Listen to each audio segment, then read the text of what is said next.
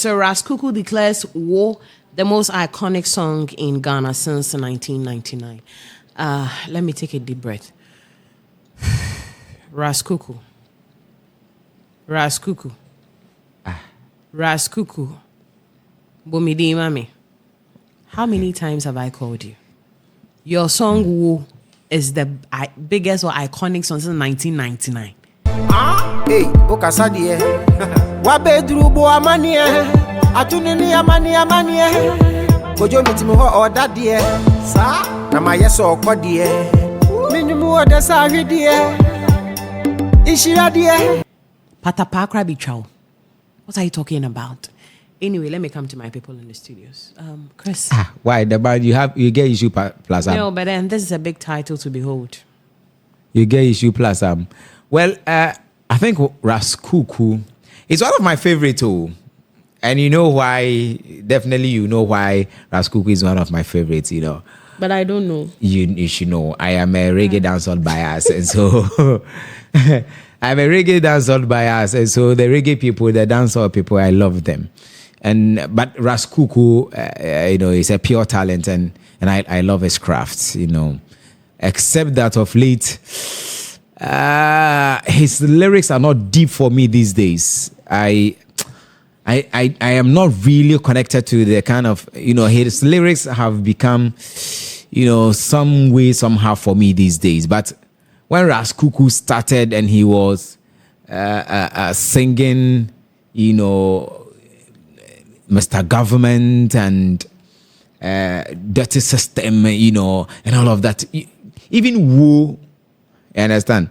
And Ras Kuuku, when he started, you know how he was doing it. Until he brought that Wo. Wo was actually a turning point for him.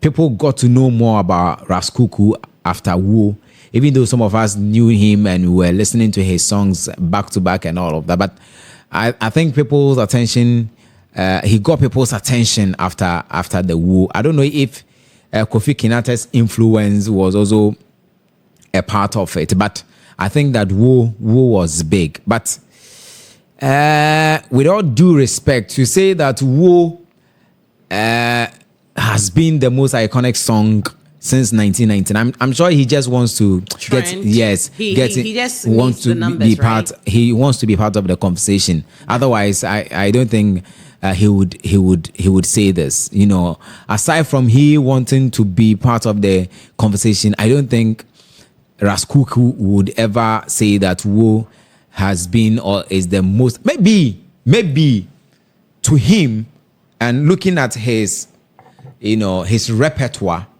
Yes, he can say that. I mean, inside his repertoire, that has been the biggest song. And if he says that, I will understand. That it's the biggest song from looking at his body of works. Yes, what he has done so far.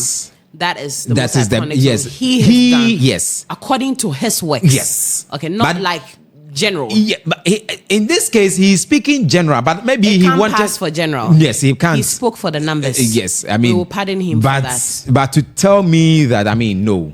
There are songs that have come and gone viral, gone global. Definitely, people have enjoyed, and a whole heap of them. You understand? So for me, Nana, let me come to you. Well, Ras Kuuku is Nanama. I love your smile. I tell you, and the really? way, yes. Let's go. And your mouth too. Yeah, it's iconic since 19. shining through my eyes. Let me talk. Oh God, Nanama, so, I need something from you. What do you need from me? Nanama, he wants you to navigate. What do you life. What you want me to be navigating? What do you navigate his life? Okay, so as I was saying earlier, Ras Kuuku is one fine, you know, reggae artist that I also love. And then Wo, I wouldn't lie, Wo is a nice song. I really liked it. I still like it though. Is it that they will say Would you be so botina ne wochre? It's a nice song, and but I heard that the Rastafarians, their jar is different from the the Jehovah we know. Is it true? I don't think so. You don't think, but you don't know for sure. No, but I mean they use the Bible. So if it's if the jar from the Bible, then it's the same jar. The same jar. Okay. Yes. Well, thank you. If the jar, because they use the Bible, and so if the jar is what is in the Bible, then it's certainly the same jar. Okay. There's no different jar. All right. So, but don't be deceived, by people who are in dreadlocks. So. Yeah, not all guys or people with dreadlocks are Rastas. Yes. Yeah, I know that. Yes. Rasta is a community, right? It's a movement, I can say. Yeah, people also. Oh, yeah, movement. Yeah, people also say it's a religion, but me, yeah, I call myself a Rasta man, but I do not belong. You don't join the religion. No, or I'm not part of. movement. I'm not part of those who say Rasta is a religion. So you are not a Rastafarian. No, I'm saying that I am. I am. Do you part smoke? But who says you should smoke if but a Rasta? Most of them. We should be honest. Most of them. Like we understand 99%. I don't know about that. I don't know about that. And what I'm saying is that because you see, once you target as a religion, from my perspective, because Rasta talks about we can't because they have what they believe in, the things they do, the things they don't do. You see, Rastafarianism or Rasta, sure. They talk about unity. Well, they will say unity, but they talk about unity. And if you are talking about unity and you target as a religion and you say Rasta is a religion, then you don't accept Christians. You are not accepting Muslims.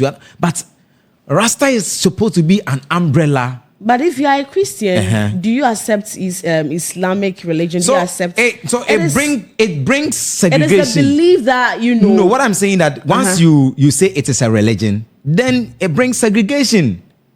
Yes, I mean, you were here when people were criticizing Dr. Mahmoud Bawumia for visiting churches and pastors. And people criticize him. Why? Because people know him as a staunch Muslim.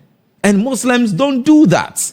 But, well, that's fine. But then I can believe it is a religion because of certain things that they believe in, certain things that they don't do, certain things that they do. As a Christian, you might not have a problem with that, because I know for sure that Rastas.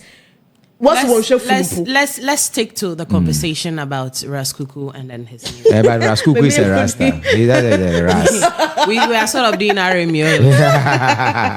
Anyway, so back to the conversation. Ras Kuuku is a great, reggae artist, and I love some of his songs. Wo is a nice one, but this particular one that he said, I'm sure he was for the numbers overexcited. I'm sure. Either he was overexcited or he was high when he was talking. Oh my! It could be any of those things, because you cannot come and sit here and tell me that Wo is the most iconic song since 1999. Now I just say, and you more about 1999, yeah, be December 2025. I be so me say, Wo no, oh Papa.